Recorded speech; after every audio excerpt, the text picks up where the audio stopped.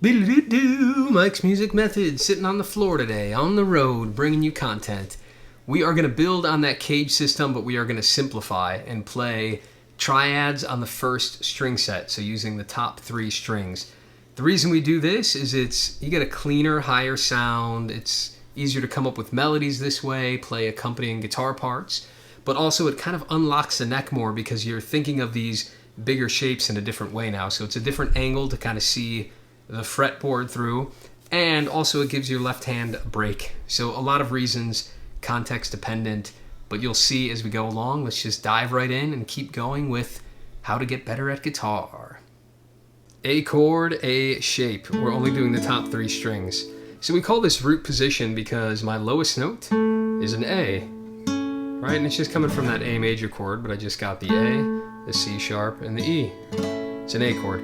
Now when we move that, we've talked about this in other videos, it's the A shape. So if I did it here on C, it'd be 3, 5, 5, 5, but I'd play it like this. I would just do 5, 5, 3, right? So that shape is movable. That's a major chord. You can play all your major chords just by doing that. Here we're doing it open, so it looks a little different, but it's 2, 2, open, A. Now we call the next one first inversion. Now if you think of the cage system, we had C, A. Now the G it builds off that A shape, so it doesn't really change the way our triad is played, right? Because we're basically still using the same notes. But if I skip that G shape, and the next one's going to be here, the E shape bar chord, right? You play that bar chord on the 5th fret. But here I'm just doing 5, 5, 6. And we call this first inversion. It just means that our bass note is not an A anymore, it's the 3rd. So it's the C sharp, then the E, and then the A. And this is something you can just get used to seeing, how those connect. Again, we're skipping that G shape because it uses kind of the same notes. And we're just playing the triad in a different inversion, you call it. A in the bass, C sharp in the bass. Right, that's our E shape. You got that? And then there's just one more, that's it. And we have the D shape. Kind of an easy one, everyone knows that one. Trust me, we're way up there on the 10th fret. I'm doing 9, 10, 9. And now we have what note in the bass? The E, so this is called second inversion. We have the E in the bass, then the A, and then the C sharp. And you really want to get used to those distances and what they feel like. Playing backward, forward. You can count the frets in between. You can envision the cage shapes there. However you want to think about it. Now let's think through a couple of chords, and we'll do a Leonard Cohen song today. We'll end up doing Bird on a Wire. Let's think about an E chord. So we can do the E shape, which is just going to be this, right? Open, open, 1. And remember that was the same as this E shape on A, which was 5, 5, 6. Because if I keep moving that down, I get that open, open, 1. I know doing it in open can throw everyone off because it's different fingerings. But there's our E chord in an E shape.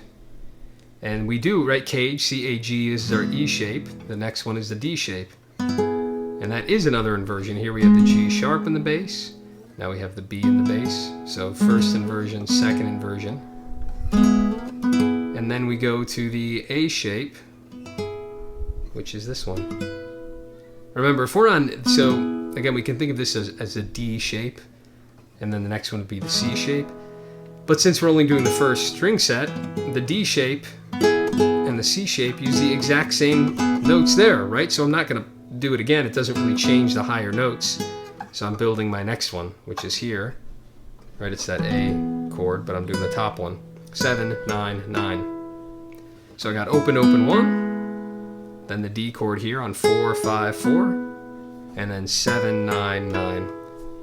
And those are our 3 shapes on the E chord. A lot of ways to get used to them.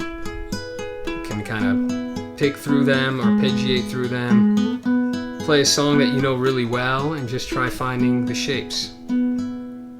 Let's do one more. We'll do a D chord. Our D chord is here. We know that. D-shaped D chord. Again, if you think about cage, the next one would be the C shape, but that is the same as the D in terms of these top 3. And then we build from there to the A shape. So we had 2, 3, 2. Now we've got 5, 7, 7. And then think about it, where do we go from there?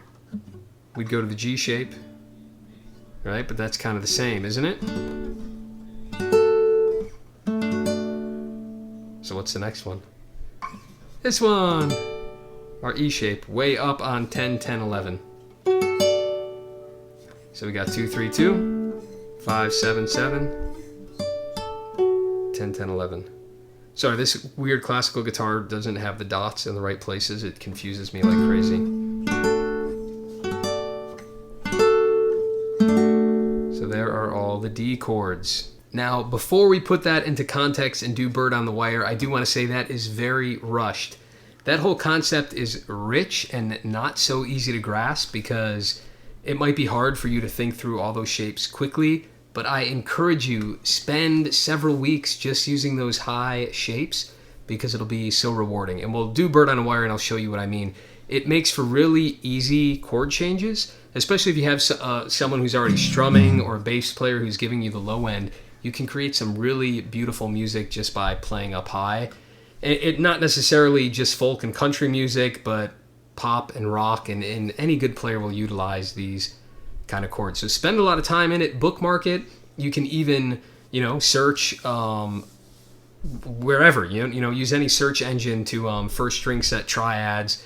They'll have graphs and diagrams. I'll supply some, but I'm sure many people explain this in many different ways, and it's a super valuable concept. So even though I kept it really brief, I wanted to give you the information, but please, please practice in many ways. Songs you already know, don't just do C, G, D. Find the shape somewhere else. C, D, G.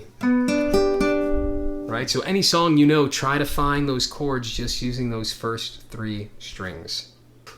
One more thing to note, you're probably wondering about minor chords. I will tackle that maybe in a 2 or 3 videos down the road. I want to make sure these major chords are really solid, but don't panic. A minor chord is literally one thing different. Just to give you a quick example, if this is our major shape, let's just do G major. The minor is just, instead of 3, 3, 4, it's 3, 3, 3. So it's always just one string on one fret, it's always just one string going down one fret. That's always the difference between a major triad and a minor one. So it'll be easy when we get there. Don't feel like you gotta memorize a whole new sequence of things.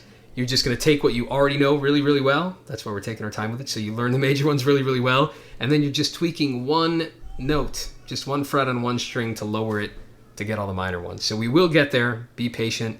Just pick songs with major chords for now. All right, let's do some Leonard Cohen. We have our A chord in the A position. So it's just open 2, 2. And it's going to go to an E chord, and I'm going to do my D shape with 2 frets higher. There's my E. Then we go A, but we'll go up to the A. So we have the E shape, 5, 5, 6. So we got A, E, 4, 5, 4. And then A again, 5, 5, 6. And then a D, and I'm going to do that A shape here. So it's going to be 5, 7, 7. Back to the A here, 5, 5, 6. E here, 4, 5, 4, and then back to the A here.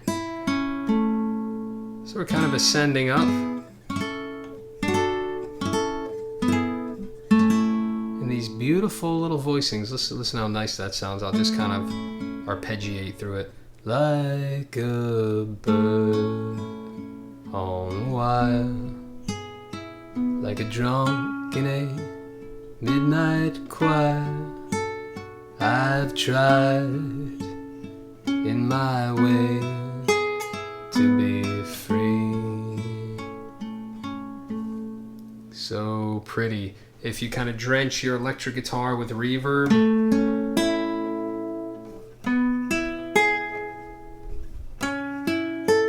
really pretty. And it sounds like you're coming up with some kind of clever lead part. But we're just arpeggiating through the chords. Really pretty stuff. So take it slow, and I'll give you some ways to think about this. One is to always keep track of where the root is. That's very helpful. So when we're doing the A shape, my root is that low A. When we're doing a D shape, think of your D chord, it's the ring finger. So the second string is where the root is. right? The A shape, it's on the 3rd string, and that's my root here when it's the D shape, and then when it's the E shape, the kind of bar chord, here I'll just play it as a G chord, the top one is your root, that's the G. So keep all of that in mind. That way, if, like I said in that first video, if you have your string sets memorized, I know all the notes on this E string, right? So here's a B on the 7th fret. Well, now I can play B major. Right, I play that E shape, and I can quickly build a major chord up high. Right, I know this is A. I know the 3rd fret's G. So B major, A. Can quickly find them. Now, if you know the notes on the 2nd string, or we memorized all of them on the A string. So if I know the 5th fret on the A string is a D, I know that this one up here is a D, right? That octave finder, that's like our C shape idea there. So the 3rd fret's a D, there's my D chord. I know this 5th fret is an E, there's an E major chord. So you can start thinking about it that way. And then of course the 3rd string, here's A, that's an A chord. Here's C, right? They do that octave from the A string, C to C. And then I can build it like that. And you start to see all the ways this guitar like unfolds for you. But another way to think about it too is you can quickly jam along with other people instead of playing a lead or just doing open chords. All right, C, well I'm gonna find a C on the E string. There's my C major. And then we'll learn minors and all that, but you'll be able to quickly put triads together in a cool sounding way instead of always having to strum chords. And this is so valuable to songwriting, accompaniment, and understanding the guitar neck. A great way to play these, which is going to be more methodical, you know, probably a better pedagogy or whatever, is to force yourself to find all the chords on all the 3 string sets. So let's say our chord progression is G, C, D. First I'm going to find them with all the roots here. So if they're all going to be A shapes then. Let's do it way up here. So I've got from the ground up 10, 12, 12, because I know open is G, so I'm moving it way up here. 10, 12, 12 is G. Then a C chord, I have to find a C on the G string, and that might take a while. You might have to think of your octave idea. I know this is a C, so it's that one. Or you can kind of think of where your A shape is. Maybe you have that kind of like the power chords or the A shape memorized. So I know my G is the 10th fret. I'm just simplifying it. C is the 3rd fret, 3, 5, 5. And then the D, easy enough. For that C, C sharp, D. I'm going up 2 frets, 5, 7, 7. So there we got G, C, D. And those are all root position with the root on the 3rd string. Then we can lead with, I'm finding the root on the 2nd string now. So my G, I just have it memorized, but you can do the octaves if you have to. The 8th fret is where our G is on the 2nd string. So I know that's a G, so I play the D chord there, 7, 8, 7. And then I go to a C. We can go real high, or I'm just gonna play it here, open, 1, open. And then we can do D, like a regular D chord, 2, 3, 2. So we have 7, 8, 7, to the open C, to D. So now we got 2 ways to play that chord progression. And now we can do the E shape, which is the root on the high E string. And so our G is the 3rd fret. So I'm just doing 3, 3, 4, because that's the shape that has the root on the high E. Then my C, I know the 8th fret is a C. So I go way up to 8, 8, 8, 9. And then 2 is higher, or 2 higher is a D, right? C, C sharp, D. So 10, 10, 11. So we'll do it again. G, 3, 3, 4. C is on 8. 2 frets higher is a D. That will get you playing all the shapes in all the different ways. So that is a great way to do it. And then one more way is to do nice voice leading. So voice leading just means, well, it means a lot of things, but what I want you to take away here is you just want to move as little as possible. If you can keep a common tone between the 2 chords, keep it. So let's do it. I'm just going to start here. So 3, 3, 4 is a G chord. My C chord, for me, I can just see it, right? I see that, this like A-shaped C chord because it's so commonly played. So that's what I'm going to go for, this one. That's 3, 5, 5. And you'll notice we have a common tone. This G is in both chords, right? 3, 3, 4, 3, 5, 5. So that note stays the same. So we got G to C, and then I'll just go down to the D chord that we know. And that's nice voice leading. We're not moving much. And then instead of going down, I can move this shape up. So now we get a different voicing. The same exact chords, G, C to the low D. But to give it a little variety, we're just moving the last one higher, G, C, and then I'm going up.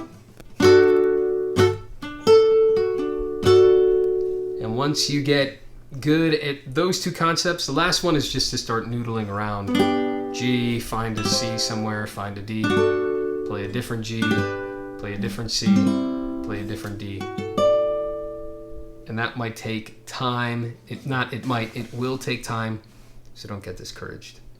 And then we'll talk about different string sets, how to play the chords, how to play the triads on other strings, and then eventually we'll get to the minor ones as well, and then scales, and we'll keep going with the series. How to get better at guitar. Look at you. You just got a little better at guitar. Comment below. Be encouraging. Let's help each other out. If anyone else has a way to think about this or practice this, comment down below. How did you learn it? Did you have any sticking points? Or if you're going through the process and learning it and you have sticking points, comment and I can make another video clarifying. Later. Peace.